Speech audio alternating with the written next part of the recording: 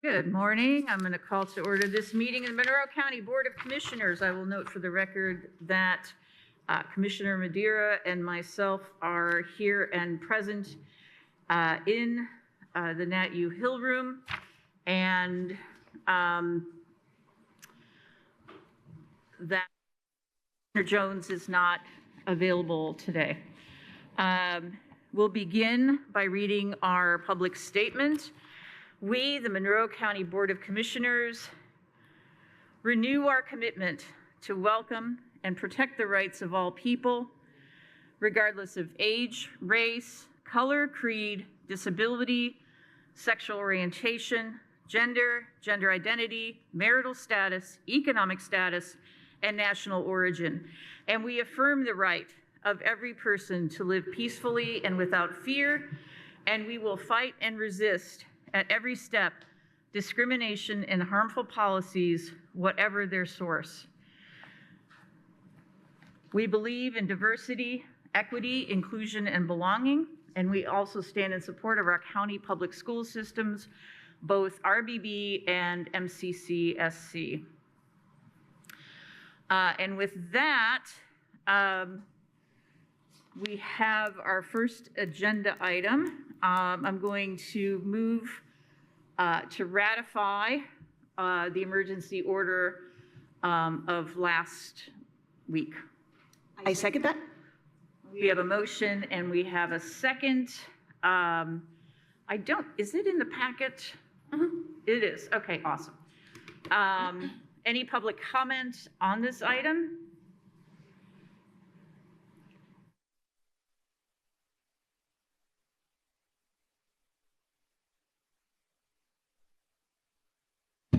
Good morning.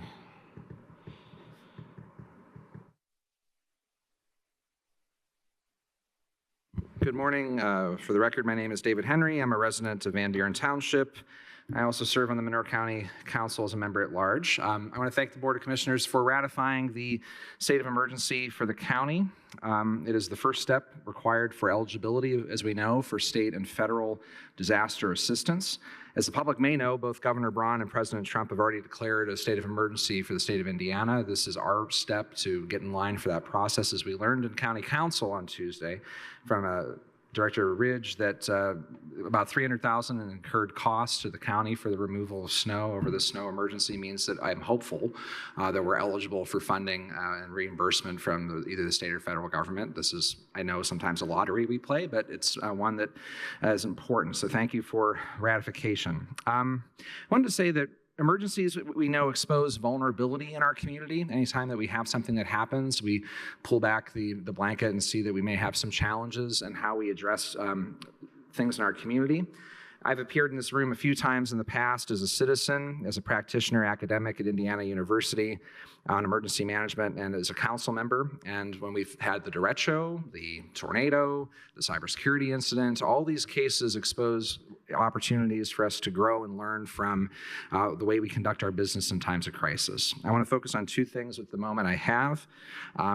First is the access and public safety in our private developments in the county.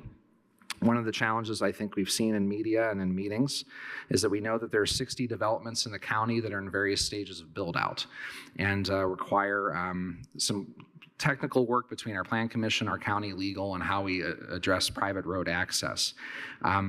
It's not really about contract work between developers and the county at this point. It's about the humans that live in those neighborhoods. Humans that have access to public safety in times of crisis. I think there's other people in the audience that will speak to that. And what an emergency order does in order to make sure we can get public safety access to those communities. I also want to talk about second and third order effects when we have to, when we can't plow certain neighborhoods. With 60 developments in the county, I came to learn that the reason why our schools were closed, our public schools were closed for 3 days, is they couldn't get buses into them, which means that children that rely on free and reduced lunches didn't get them, and families had to rearrange schedules to be at home and lose wages during that time as well. If all that relates to how we work through our zoning and development in the Plan Commission, I think we need to revisit some of those issues or look at ways that we can put a lien on property owners and developers to plow property. So I'm sure there'll be other comments as we go, but thank you for getting to work on this, and I look forward to working with the commissioners in the capacity of being an EMAC member to answer some of these questions when it's warmer, so we're prepared next time. Thank you. All right, with that, we'll go ahead and take a vote to ratify the emergency order. All those in favor signify by saying aye. Aye. Motion carries 2-0. Now we move on to department updates. We will begin with Ms. Kelly. I know she's, there you are. Yes, sorry. Good morning, Commissioners. Good morning. According to the Indiana Department of Health, as of January 27th, emergency department visits for COVID-like illness remain stable. Wastewater concentrations are trending down. According to data by Wastewater Scan, we are seeing high levels of flu and RSV. The health department is still transitioning our vaccination services. Currently, the public can reach the Morgan County Health Department for vaccines by calling 765-342-6621. All right, thank you so much. Comments or questions, Commissioner Madeira? No, glad to hear that progress is being made on those transitions. Thank you so much. Thanks for working on that. It's really important to bring that back to Monroe County. Thank you. All right, next department update will be from the Highway Department. Ms. Ridge. Good morning. I'll just read a statement that I had read at the council meeting, given an update for the snow event that we had this past weekend. So I want to provide an update after the snow event. Our crews began at 5 p.m. on Saturday evening, and we sent them home on Monday evening at 5 p.m. We had approximately 45 employees working during this time, from management to mechanics, equipment operators, and truck drivers. We rotated crews consistently so that we could provide rest for our crews when appropriate and had assistance, but we also had assistance available 24/7 throughout this time. The average snowfall across the county was 12 to 16 inches. The crew will be plowing all week trying to widen the roadways. With extreme cold temperatures, the melting will be a slow process. We will continue to haul in more materials and be ready for the next storm event. I personally think our crew did an excellent job with the snowfall that we experienced.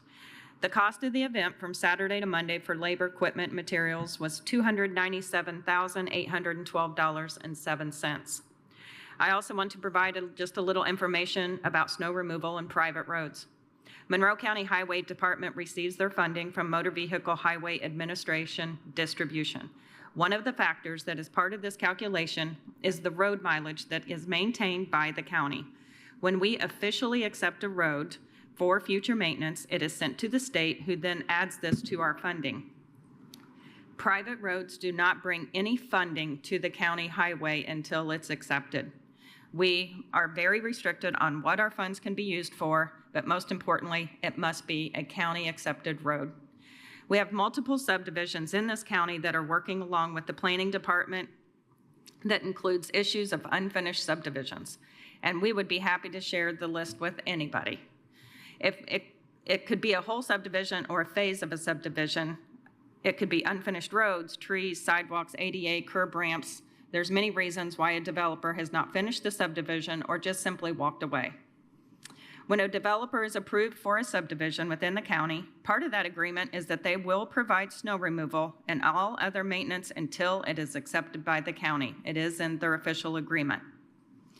I have nothing but sympathy for the homeowners that are not aware that they might be living on a private road.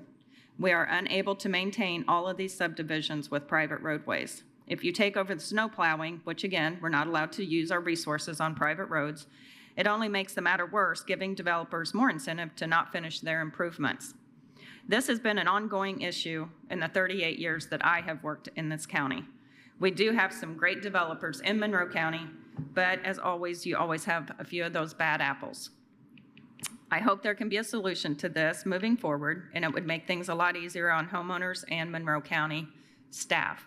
I do want to add that over the past probably 5 or 6 years that I have taken over a more portion of the department. We haven't accepted any private roads, not any unfinished subdivisions, and we stick to that. until it's completed. We've worked with approximately 10 subdivisions that their developer did not finish the subdivision, and we helped them get that subdivision completed with their funds or what was left on bonds and got the road accepted into the county as we had always promised when the road was finished. We are currently working with some subdivisions that have private phases, and we did bids, helped put bids together and contractors and things. We also provide resources to these private roads that we can offer as private contractors. We send the list every year to private roads residents so that they can hire a contractor and be able to provide snow removal on that private road. That is pretty much the length that we can do on these private areas. Thank you so much, Ms. Ridge, and big kudos to the crews. And if anybody wants to complain about the width of roadways or that there's still a nice little patch of snow here or there, I will tell you the county roads look better than many I've seen around. And it's impossible in this cold weather to make this pristine. Because the salt only works to a certain temperature, plus there's also, of course, the salt shortage that we across the country are contending with. I'm not sure where it all went. You know, the cold weather, the cold air is not going to be very helpful. And then next week, when we do have above freezing temperatures, we'll all be wearing shorts and excited and playing outside. But even with that, when we have above freezing during the day, it drops below freezing at night. These roads will all be thawing and refreezing. We're going to have potholes galore. We can already see that on the, that writing on the wall. You know, we're battling Mother Nature. Mother Nature always wins, at least in the short term. And hopefully in the long term, we will prevail. But I really do want to thank you and Toby Turner, and your crews are amazing. They're just amazing. And it was scheduled well. It really made a ton of sense. So big thanks from all of us. And I don't know if Commissioner Madeira has anything she wants to add. Thank you so much to all of the county employees that worked so hard. Also, do we have any updates on when we might get additional resources in case we get additional winter weather? We actually had more salt delivered this week, so we are good back on salt. And sand is probably about, I think we're about half. Of course, it's frozen, so you can't haul any in.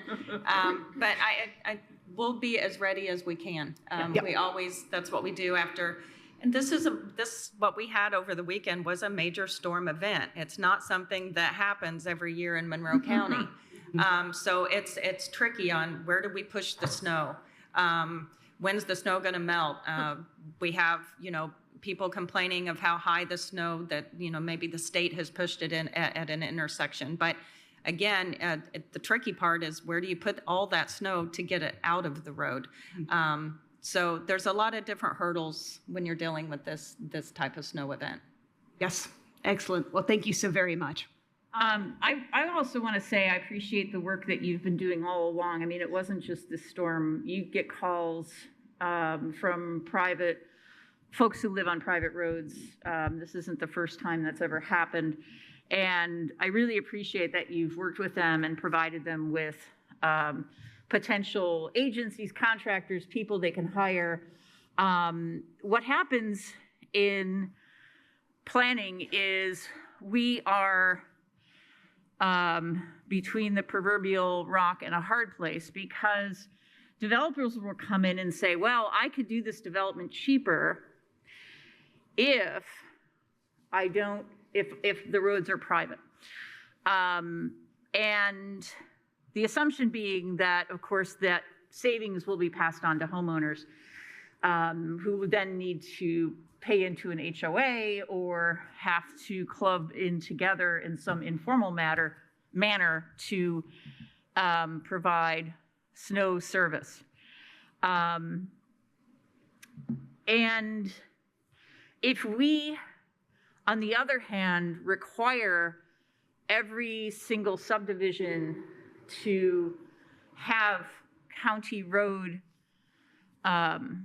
acceptance, meaning a certain width, meeting guidelines regarding curves and curbs and everything under the sun, that cost does get passed along. And developers will claim that we're overregulating them. So it is certainly not anything that we should lay blame on the highway department for sure, because they've done nothing wrong. In fact, they've gone above and beyond to help people understand how they can manage this. It certainly could be that the Plan Commission and the Board of Commissioners maybe we should only allow developments where the roads can be accepted into county inventory. That's an option, and something that we should discuss. That doesn't help the people who are already in this situation.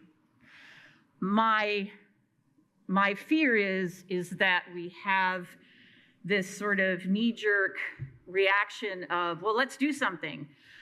Well, you know, I'd love to do something. I don't know where that money would come from, first. Second, it can't be county equipment and personnel that provide the service. So maybe we should just pay for private snow plowing services throughout the county on any private road. But that's county taxpayer dollars. Is that fair? Are we subsidizing developers? Are we subsidizing I mean, what about a long driveway? What if I have a super long driveway? Can I also have the county come and do my driveway? I don't know where that cutoff point is. And we have to look long-term. And we have to understand that if the county steps in and provides with council money, which I didn't hear that presented this week, but with council appropriating the county taxpayer dollars to provide this, what is the emergency? Is it 6 inches of snow? Is it 8 inches of snow? And you can't bill people. They might as well just hire their own snowplow service, right? Because we can't just turn around and try to bill people. If we go into their subdivision and provide that, we can't just turn around and try to bill them. There's no mechanism. They should just do this. So in a sense, what we've now done by doing that is we've now set the stage for no HOA to ever deal with snow plowing. And there are some HOAs out there that are doing what they're supposed to be doing. They're clearing the subdivisions, the residents are putting money together. That's what an HOA does. Or people who live on a particular street club together and pay for plowing. Well, why should they bother if we're just going to step in and do it? Now, look into the future even further. What developer in their right mind would want to pay to have their road meet county standards if they can just count on us to do the work anyway?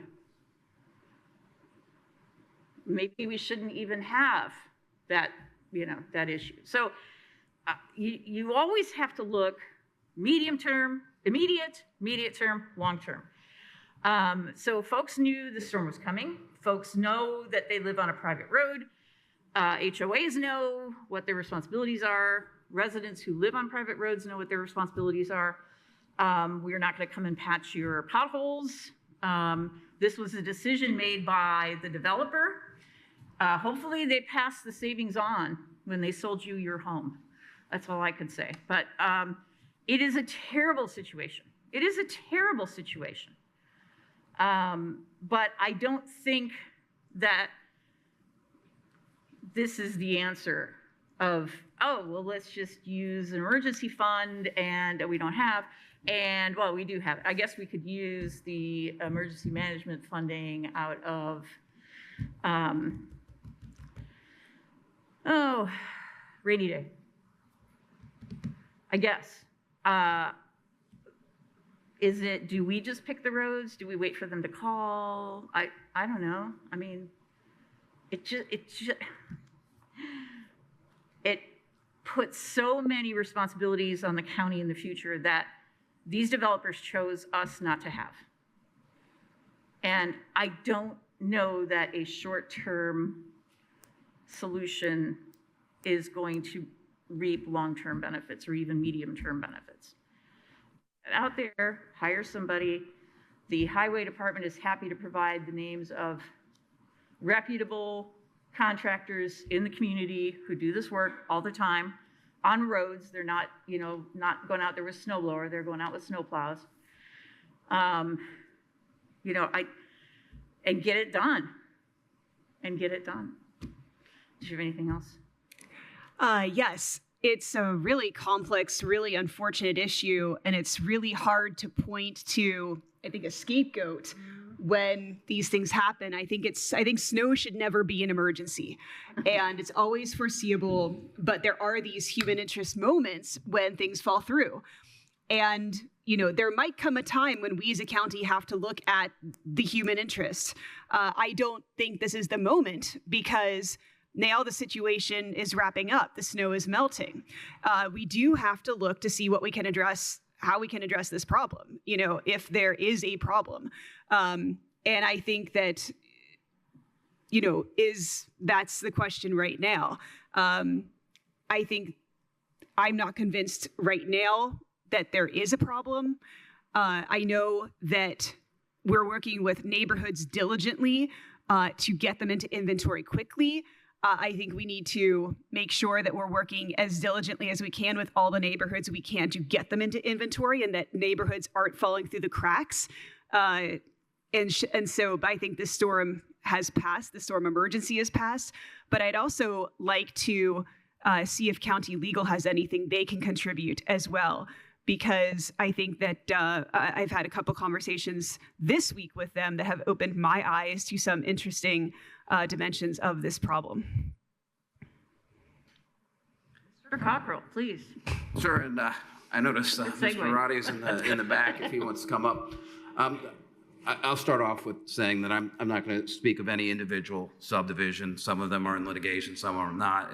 It's not appropriate to talk about things that are in litigation.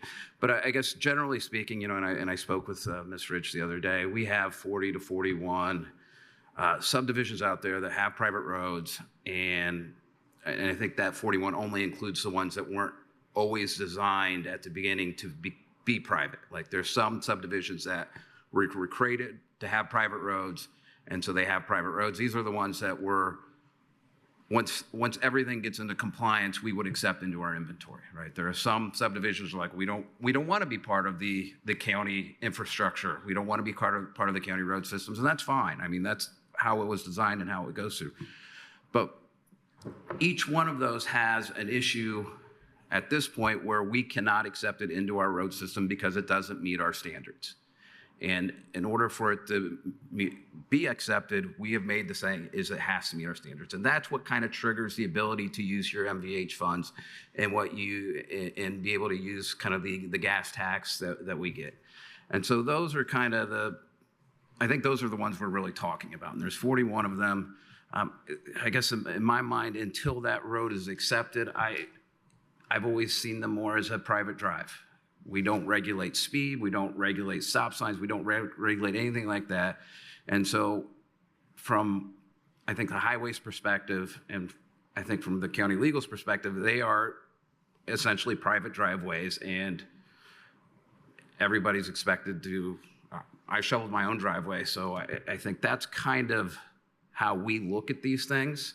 And again, I'm not going to speak of any specific one because I know some are in litigation. I mean, is that helpful? Very, very, excuse me. And yes, and by just to clarify, when I said earlier, I'm not aware of any problems at this time, I know that there were some problems. I did not mean that. I think that all of the people who need to be plowed out are nail plowed out. That's what I meant. But I think, thank you very much. I think that is, that clarifies some things that I was not aware of before. Yeah. So, but yes, Thank that's. Mr. Roddy, would you like to add something? Thank you for being here. Absolutely. I have nothing much more to add other than what Mr. Cockrell and Ms. Ridge has already said. We do have some subdivisions that are currently in litigation, including the ones that I believe we're talking about. Much of that information is available through the MyCase system. Several of these we have trial dates, discovery deadlines, depositions set. So we're moving forward. In many cases, when we're involved in litigation, it doesn't go as quickly as people would like, myself included. In several of these, we've been attempting to negotiate with multiple parties, including developers, subcontractors, in the hopes that we could come to a resolution. In some of these cases, we're able to. In many of the cases, we're not. I believe in the one we're talking about now, we're probably going to move forward towards some sort of judicial remedy at this point, but we are currently scheduled as quickly as I could reasonably get that in. Right. Thank you so much. I appreciate that. And really, this comes down to the developers, and oftentimes it is something where if you have a private road that is finished, the subdivision's finished, and you didn't realize you'd bought a house on a private road, that you have other remedies besides calling the county and asking us to do the work. And so I just want to encourage people to think about the cause of the problem, the root cause. And I do think we need to have a discussion about whether or not to ever do private roads again. And I don't know even if that's an option legally, statutorily with the state to even bar that option, but I think it would be interesting to have that discussion with the Planning Commission and then have that discussion here. And I see that Ms. Nestor Jelen, the Director of Planning, is online. Would you like to add anything? Hi, good morning, Commissioners. First, I want to just commend Lisa and her department for, of course, the snow removal, but also being clear with people about the limited ability to use MVH funds on private roads. I don't think that we've been unclear to people, and it's brought up a lot of challenging conversations. I also want to bring to your attention that the Plan Commission is not just, putting this list aside. We have a list of the 41 subdivisions, as Mr. Cockrell mentioned, and we have at least 10 of these subdivisions and phases of those coming to the Plan Commission just this year. So we're talking about them on a routine basis. We're working with these developers, and often it's pulling teeth because it comes down to they don't actually want to do the development. We've added an inflation adjustment of 10% every year. They extend their timeline, which has gotten people to move a lot quicker. And as Lisa mentioned, we've ultimately gotten quite a few kind of knocked off the list, and people have gotten things accepted into the inventory. So we are taking this seriously. We are working with people. There's just some subdivisions where the amount of money that is left to now do the work is so exorbitant because of inflation and the time that they've waited, in some instances 30 years, that now it's just a money problem. And so we're trying to work with the homeowners and developers before they walk away, or if they've walked away, we're working with our legal department. So we just want to bring that to your attention. It's not an issue that we sleep under the rug. We're constantly thinking about it. Yeah, I appreciate you raising that. We did change the rules a few years back where developers have bonds set on their development, and we now do an inflation-rated system where they are asked to deposit additional monies toward their bonds because the cost of everything goes up.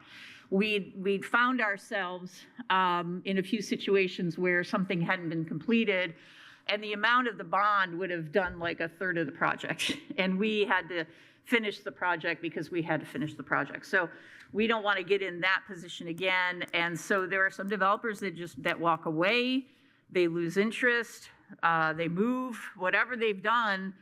And, I really commend our planning staff, Director Jelen, our highway department, for constantly and consistently working to try to get these resolved as quickly as possible.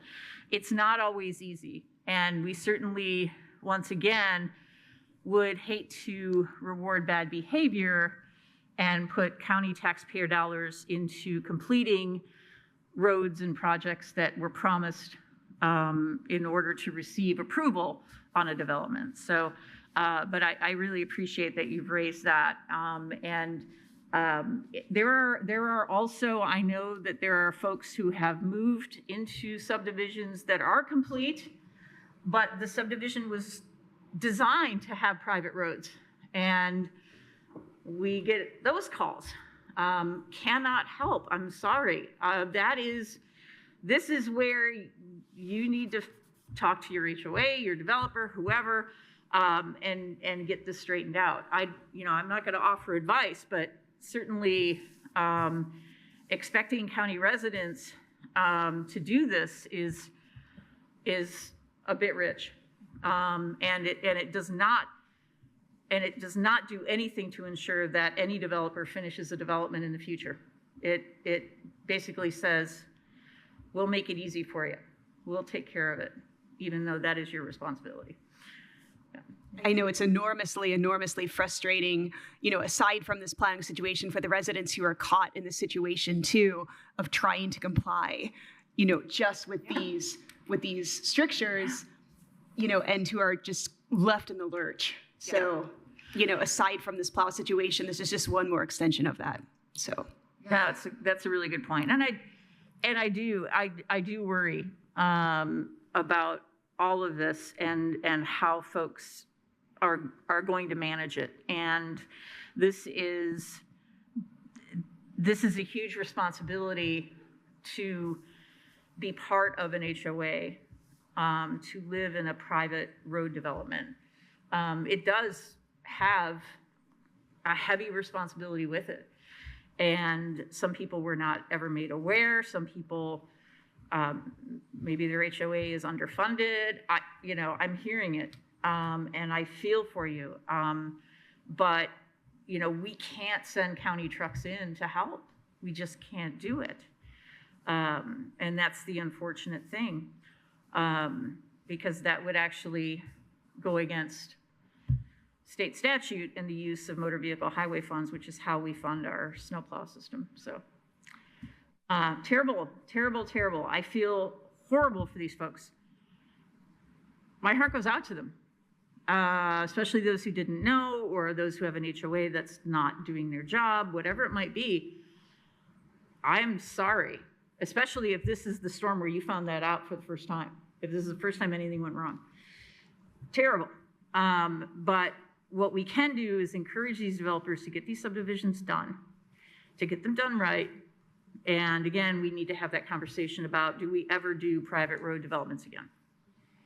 And that's the next question. All right, I've gone on too long. Any other department updates?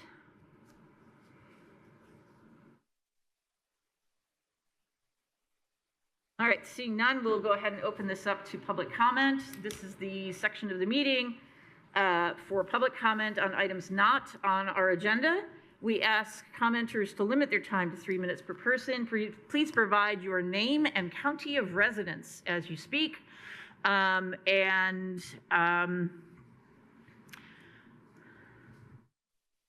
morning. Good morning. My name's Lynn Coyne, longtime resident, Monroe County.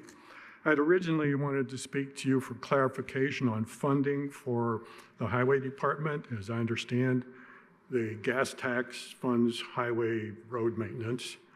Are you saying that we cannot use county tax dollars to maintain county roads, that that's our only source to maintain county streets and roads? That's my question. The word maintain is a bit big. Are you talking about plowing? Anything. Okay. Ms. Ridge, you want to address it? Again, we get our money from motor vehicle highway. It's very restricted on what we can use it for. It is to be for county maintained roads that have been accepted into our system, which that's how our funding is calculated. We don't, we have a local road and street budget. You can't use, you cannot pay any labor out of that fund. That's our two biggest sources of income in highway. Sure, I do understand that. Is that the only source of funds? There's no county tax dollars. You can't spend county tax dollars to do any of that work. I don't oversee tax dollars. It's be up to the council to do that. I guess maybe the answer to the question is that I think in the past we have used county general funds for things like buying bituminous or something like that. So county general funds clearly could be used for maintaining county roads. Thank you for that. Part two, which I didn't intend to do, but because of Commissioner Thomas's remarks, I feel compelled to do this. I speak for myself, only myself, as a lot owner in a subdivision that has not been accepted by the county. I do not speak for my homeowners association or anybody else. I want that to be clear. I do not understand. My developer installed the streets, sidewalks, and improvements in my subdivision in accordance with the county's specification at the time they were installed. That's very clear. They were inspected, and a bond was posted at that time for any deficiencies. Okay? Now, what's going on is the county has moved the finish line. They have changed your specifications, and you are applying new specifications to those roads. I do not believe, and I would like Mr. Cockrell to explain how you can apply today's standards to the approved standards at the time they were installed. That is the root of the problem in my subdivision. It's not that we don't want to do it. I'm sure they're doing a good job. Our streets got plowed by them and all that. But how is it that streets, sidewalks, and so forth, built to the standards that were approved at the time they were installed, are no longer acceptable to you? I don't understand that. You drew money from the bond. The county drew money from our bond, built an ADA crosswalk, all under this standing that you were doing this to accept these streets. You then came back and inspected your own work and rejected it. You have inspected these streets multiple times, and each time you changed the rules on us. I don't know how anybody can tolerate that situation or comply with it. It baffles me. Plus, is it legal to apply post facto these new standards? For example, the sidewalk standards. You have completely different sidewalk and crosswalk standards now than you did at the time you approved this subdivision. You are applying the new standards and want all the crosswalks torn out and rebuilt. Tell me how that's fair. You can blame developers, you can blame anybody, but I think you need to look in the mirror here. Thank you. Thank you. I hope that we can look into this a bit more because this raises an interesting point. So we would need, if you could send, I don't know which development it is, if you could send that on email and we can have more information. We can dig through that information and see what's actually going on the ground. I appreciate you bringing it. Thank you. Hi, my name is Lynn Barrett. I live on Geranium Lane. I had a house built 7 years ago, not knowing that this was a private road. And I honestly didn't find out that it was a private road until last year. Dave Blackwell is the one that I had to go through to purchase the lot from Don Grubbs. I have my deed here that they signed, that everything was on the up and up of the subdivision. I believe that that's fraudulent now. There are approximately 55 homeowners in this subdivision. None of us knew that this was a private road. In 2021, when we had a large snow, I called Dave Blackwell and asked him, can you clear the streets? And he told me that Grubbs was the person that would be responsible for that, but he would get somebody out there, and he did. And the reason is because some of the lots had not been built on, so therefore it wasn't complete. My question also is similar to the gentleman that just spoke, that Don Grubbs said that he posted a bond 20 years ago, and some of the neighbors that have lived there 20 years have said the same thing, and that it was approved. Now you're not approving it. There is a case against him, and I have all the improvements that Mr. Cockrell has sent, and it's over $500,000 that is going to take to bring our streets up to code. A couple of days ago, our roads were impassable until yesterday.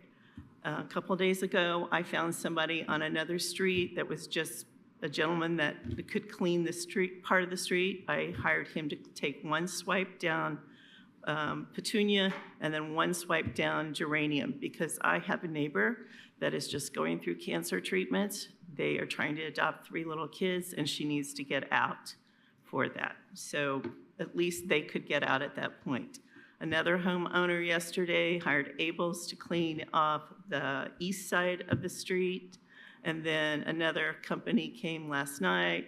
They didn't charge anything to clean our section off, but one of our neighbors gave them money just to be out there. You mentioned that you give a list to homeowners. I've never received a list of private companies that could come and clean our streets, and I'm not sure that other people in my neighborhood have also. But I would like you to send me the list. I would appreciate that, of people that we can call to clean off our streets. Last year, I called your office, Mr. Cockrell, and I was told that you represent the county. You do not represent individuals, so I never got to talk to you. This year, we have put things on Facebook. We've got a state representative that is trying to help us. We've called Rafael Sanchez. He's trying to help us. We've called attorneys. We don't know what to do at this point. The streets were clean a couple years when I first moved there, and it was when I found out about that, that was because there was somebody new on the job and they mistakenly cleaned Geranium Street because it butts up against Jaffa subdivision, and it butts up against Aloha subdivision. Your time is up. Okay. So, but I appreciate you coming in, really do. We can't comment because this is in litigation. We cannot offer comment to you. But we do encourage anyone in your situation to call the highway department. Lisa Ridge, what is the phone number? 812-803-6810. Wait, sorry, 812. 803-6810. 6810. And I talked with Justin a couple days ago, and he has sent the list of contractors. I don't know if it's to you, multiple times over the past year also. So I'm not, and I don't have your email, so. So call, give us your email, we'll get you the list. Sean Batcher has the list. Okay, thank you. Thank you for coming in. Otherwise, we can't comment because this is something for litigation, and we're in that position where we cannot comment on it. Thank you.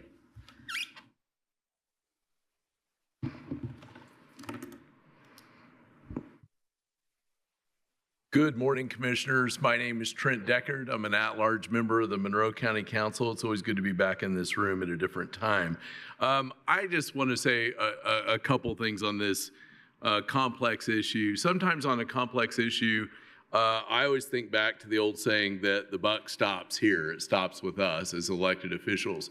We have magnificent department heads who pursue their work with all the folks in their charge. They do this day in and day out, and we need a wider solution to the complexities here than I think what they are either empowered to give or can give due to the complexities of either federal, state, or local regulation. And if ever there was a call for taking a look at some of those to make sure that all of those make sense, this might be a good example. I do think it's extremely appropriate to say a big shout out and thank you to Highway and to our first responders and to our parks folks who are all still actively doing all these things, as well as other folks that I'm sure I've not mentioned, including our colleagues and friends over at the city, town of Ellettsville.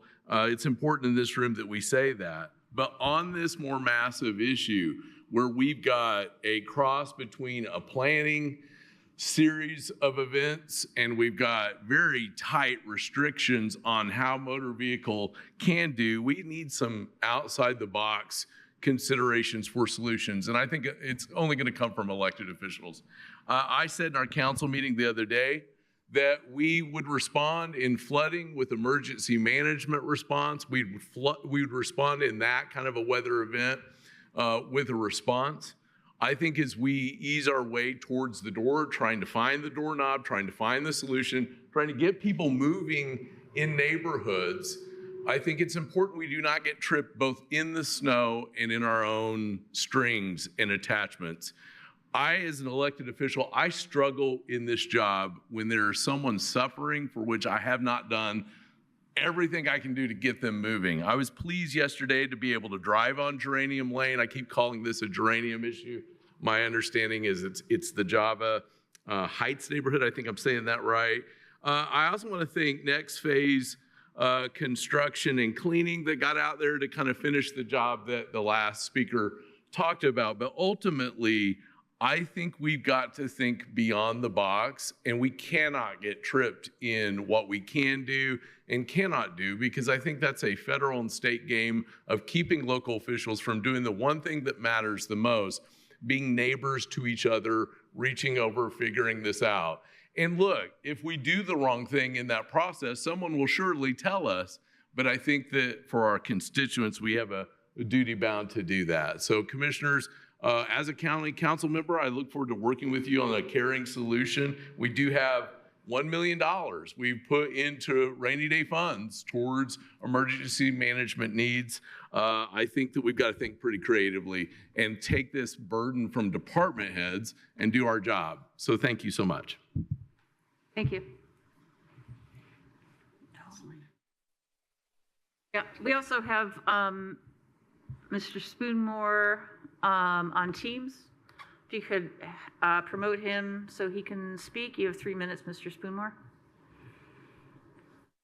Yes, good morning, commissioners. This is Eric Spoonmore, president of the Greater Bloomington Chamber of Commerce, also a Monroe County resident and taxpayer. Appreciate being able to attend these meetings and speak plainly and bluntly about the issues within Monroe County government. But before I get to some of the concerns, I want to recognize a resounding success that we've heard already. We should all be very proud of. That's our first-rate highway department. The workers there and the management, including Director Ridge, did a superb job of handling the historic severe winter weather event we just endured. The entire department deserves our highest praise for their dedication to duty and service. With the extreme weather and the snow that piled up, we saw how this exposed some gaps in services that our taxpayers receive, again, at no fault of our county highway department, but seemingly due to administrative paperwork-based denials for certain roads and subdivisions. And so God bless Dave Cochran and Next Phase Construction and Cleaning Services, who saw these conversations and issues unfolding on social media like we all did. And knowing Dave, I think his moral compass just directed him to go help the residents on Geranium Lane who were stranded in up to 15 inches of snow. And so this is just another example to me of our business community stepping up when government can't or just won't. And it reminds me of a similar recent situation when the business community stepped up to help feed needy school children despite the commissioner's denial of local government social service grant dollars designed for that very purpose. It's the business community here in Bloomington and Monroe County that is consistently and generously helping our neighbors, and at times when they need help the most. And I think that's an important thing to recognize. We should always look for the helpers, especially in emergency situations. These are the difference makers that do good in our community. So thanks so much to Dave Cochran and the Next Phase team for doing this work pro bono, so the residents of Java Heights area can now get to the grocery store, they can get to their medical appointments, they can get back to work so they can pay taxes, hopefully get the full range of services they deserve for those taxes in the future. And then I'll just close with this point. If you all could just spend a fraction of the time that you spent on trying to purchase North Park for a $250 million jail and instead focus on fixing this issue with the snow and subdivisions, I think county government would score a lot more points for themselves and with our residents. So thank you. Thank you. Next, please. Thank you, David Henry, Van Buren Township. I was so excited about the state of emergency being ratified, and listening to the conversation, I felt compelled to come back up and share a few thoughts from the hat I wear as an emergency management faculty at IU. My reading of Indiana code is that a declared state of emergency would give some authorities down to a state and local level. We don't have a lot of local ordinances built around states of emergency. We'd have to lean on state code for that. But I think the novel solution to consider in the future for developments that for developers that refuse to do this work is to treat it no differently than we would nuisance objects on private property that would be affecting the public health and safety. We've done that through Plan Commission this year already. And to the argument that if we do it for one, we do it for all, I don't find to be particularly credible. There are a lot of HOAs and developers that are doing their part to maintain their neighborhoods and neighbors maintaining their neighborhoods. But if it's, I think this conversation would be very different today if we found out someone died in their house this week. And I wonder if that changes the tone or blame or finger pointing if we were dealing with a fatality because we couldn't find a way to deal with the nuisance snow that was in the way of some of these neighborhoods. I'm glad that's not the conversation today, but I think I'll leave it there. The second point I want to raise is one I've raised multiple times from this podium since the derecho, and it's one that we either haven't learned the lesson from or we are not choosing to. And it's pretty much this. We have an emergency management agency. There is a binder on a shelf somewhere that is the county's emergency management plan that calls for some point of contact for the who, what, where, when, and why of what we're doing in this building. And time and again, the media finds out piecemeal what the states of emergencies are. The fellow elected officials in this community do not get the information they need to understand how to participate or to propose funding for ideas. And so we need to get better at this. It is a systems failure at this point. It's not just ignorance. And I get it. I teach this for a living. My students have never heard of emergency management before they take my class, but I expect a little more of my county government to operate as FEMA has intended through its best practice training, and that we must do and certify to the state that we know what we're doing locally with emergency management. We need a public information officer that's talking to the public. It's not an elected official. It's a point of contact that is getting the information out routinely. We have a Facebook page maintained by the Board of Commissioners by private contract. Sometimes it's updated, sometimes it's not. We have some information coming from the body. Sometimes we do, sometimes it's not. We learn things in public comment. Sometimes we do, sometimes we don't. I am, again, willing as an EMAC member to start to get under the hood of this, but I don't know how many more near misses we get until one really hits and we have to backtrack and explain ourselves to the public as why we couldn't get the right information out to who needed it and when they needed it. Thank you. Yeah. And just to be clear, the Board of Commissioners does not supervise, manage, or control the emergency management department. That department is under the supervision and control of the Emergency Management Commission, Advisory Commission. And I know Mr. Henry is a member of that, as is Commissioner Jones. So I think, or are you doing it this year? I think it's still Commissioner Jones. Okay. Remember, well, we just did appointments 2 weeks ago. Anyway, so just to be clear, it is not possible for us to direct or manage or supervise that department. It's the way that it's been set up by state statute. So, all right, let's see. I don't see any other comments. So let's move on to our next agenda item, please. I would like to move approval of the minutes for January 22nd, 2026. I will second that. Any comments, corrections, edits? I did not either. All those in favor of approving the minutes for January 22nd, 2026 signify by saying aye. Aye. Motion carries 2-0. Next item, please.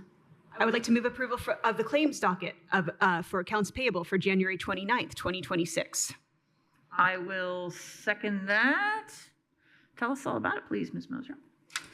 Good morning. The accounts payable claims docket for January 29th, 2026 totals $12,142,138.29. This includes all emergency claims and adjustments. All right, thank you so much. Any comments, corrections, edits? I don't either. Any public comment on this item? You can raise your hand in Teams or come to the podium.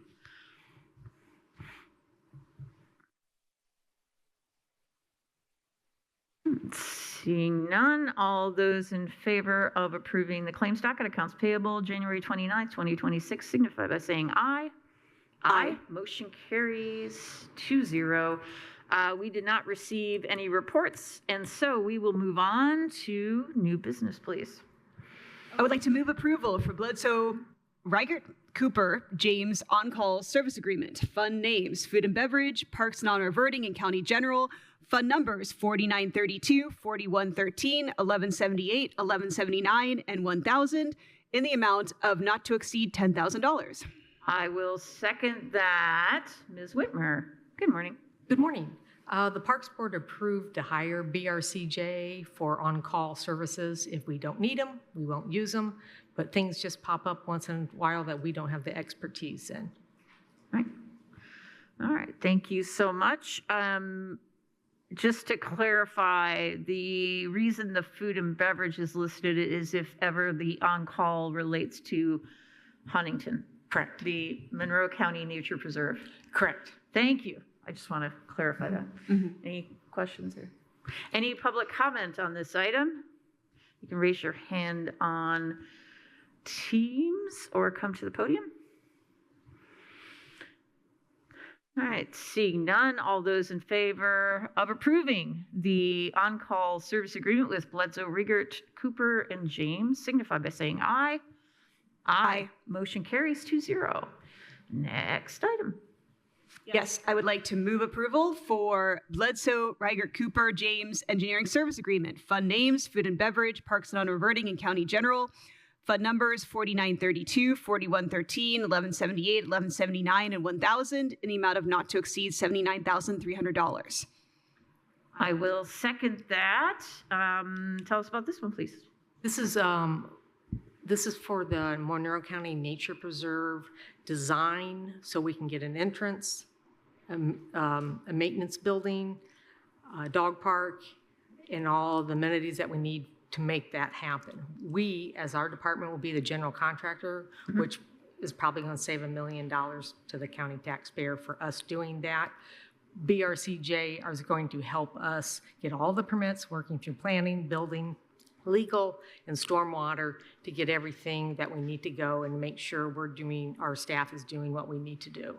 So we find this a more economical way to do it. Great. Excellent, excellent. And if we can chat after the meeting today, I'd like to set up a time to meet with you. Any questions or comments? No. All right. I don't either. Let's see if there's any public comment on this item. You can raise your hand on Teams or come to the podium.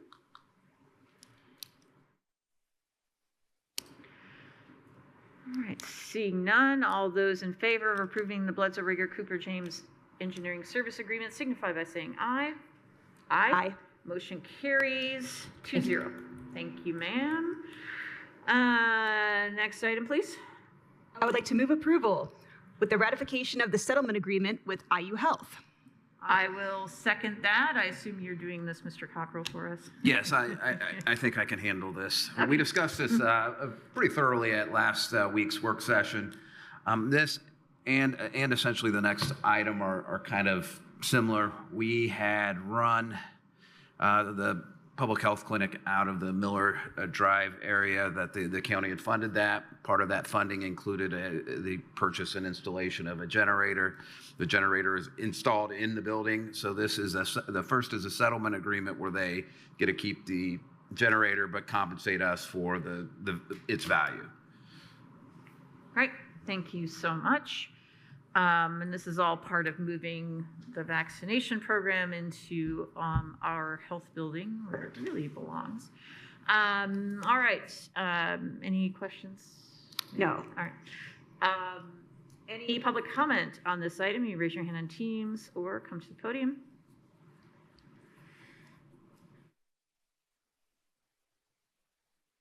Seeing none, all those in favor of ratifying the settlement agreement with IU Health signify by saying aye. Aye. Aye. Motion carries 2-0. Next item, please. I would like to move approval to ratify the Elite Electric Memorandum of Understanding, Fund Name, Crisis COAG Supplemental Workforce, Fund Number 8111, in the amount not to exceed $25,000. I will second that. Mr. Cockrell. Yes, and we still need to keep the vaccines and other medicines temperature controlled. This generator would allow the coolers and the refrigerators and the freezers to maintain operations even if we lost power. Very good. All right, thank you so much. Comments or questions? No. And this is a higher price, although it's not to exceed amount, because there are other elements that need to be completed in order to install. So we're just accounting for that with the not to exceed amount. All right, thank you. Any public comment on this item? You raise your hand in Teams or come to the podium.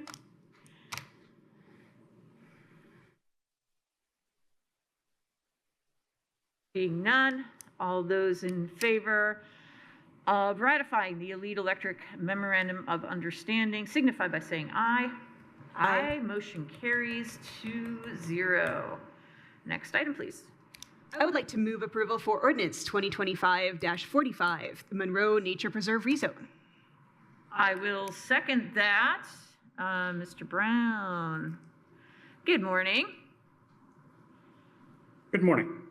So this is regarding rezone of the Monroe County Nature Reserve from Conservation Residential 2.5 to Institutional Public. The petitioner is the Board of Commissioners, and the Plan Commission for this petition under petition number REZ-25-6 to the Commissioners with a positive recommendation by a vote of 7-0. So in November of 2023, Nancy Huntington passed away, and upon her passing, she deeded 409 acres to Monroe County for recreational purposes only. To determine the language of the trust, including the meaning of recreational purposes, a hearing order was enacted as follows. Would the board like me to run through this? We did hear this last week as well. If it's up to you, are you okay? Yes, I'm totally okay. Yep. Okay, we're good. Thank you. All right. So the county is limited in using the nature preserve only for the uses that fall under the definition as recreational purposes, as shown in the order. There are existing structures on the property currently, including some that were previously used residentially. Discussion about the leased buildings on the property was discussed by Commissioner Jody Madera on August 14th, 2025 Board of Commissioners meeting. Also, these leased properties did not meet the judge's order on the definition of what the property could be used for by the county. At this point in time, I believe we actually just heard some of the plans for the nature preserve via Kelly Whitmer. And questions about the nature preserve can be directed towards the Monroe County Parks and Recreational Department at their phone number 812-349-2800. And here are just some maps of the property showing the location as well as its role in comprehensive plan designations, as well as just the general zoning map. Here's the images of the property. The one on the left is taken from State Road 446, showing looking west towards the property. The image on the right is, I believe, a proposal by Kelly Whitmer to finish a driveway that is going to extend directly onto South Night Ridge Road. And that's an image of the incomplete drive. These are two images showing a current structure on the property. The one on the left is the entrance from South Night Ridge Road, while the one on the right is the structure itself. And here are some existing properties on the existing structures on the property as well. And this shows a list of the uses that are currently permitted in the Conservation Residential 2.5 zoning district. And on the right is our uses that are allowed in the institutional and public zoning district. Here are comments from other departments. Ben Ayers with the Highway Department said no right-of-way activity application has been submitted for this petition. A proposed driveway entrance was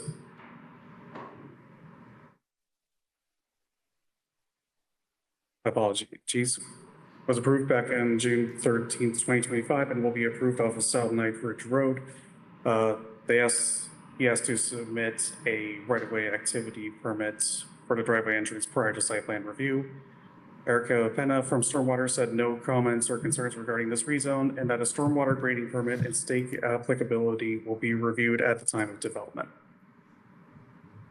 We did receive a letter of support for this, which was presented to the Planning Commission during their meeting. We've received no letters of remonstrance.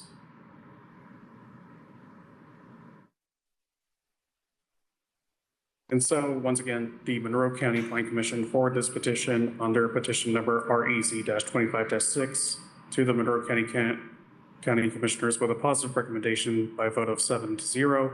And staff recommends approval of the rezone of the Monroe County Nature Preserve from Conservation Residential 2.5 to institutional public based on the findings of fact, comprehensive plan analysis that were included in the Plan Commission packet. And I'll take any questions. All right. Thank you so much, Mr. Brown. Questions or comments, Commissioner Madera? No. I don't have any either. We're really excited about this and appreciate you bringing this forward. I really could have sworn we'd already heard this because we've been talking so much about it. So thank you for bringing this to us for the official vote. Let's see if there's anybody here or online who wishes to speak in favor of this petition. You may raise your hand on Teams or come to the podium.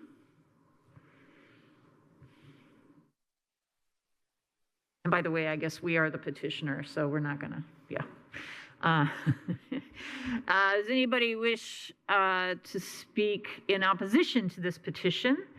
Again, you may raise your hand on Teams or come to the podium. Any general public comment?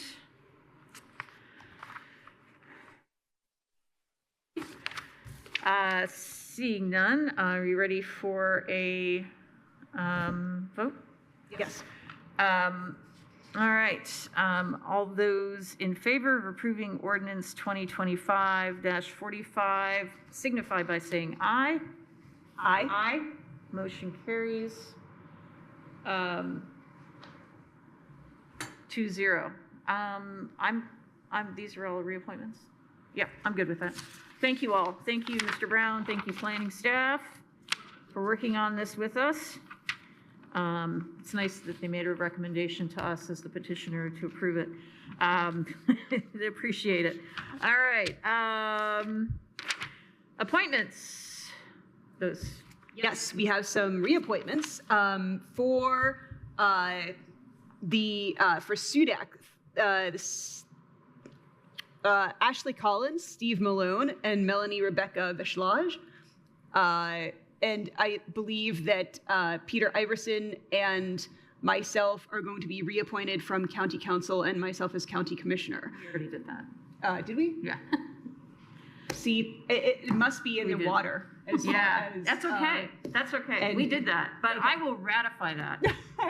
We're just making it very sure that we're just appointed. in concrete. You got it. I will go ahead and second that. Those are one-year appointments? Yes. Okay.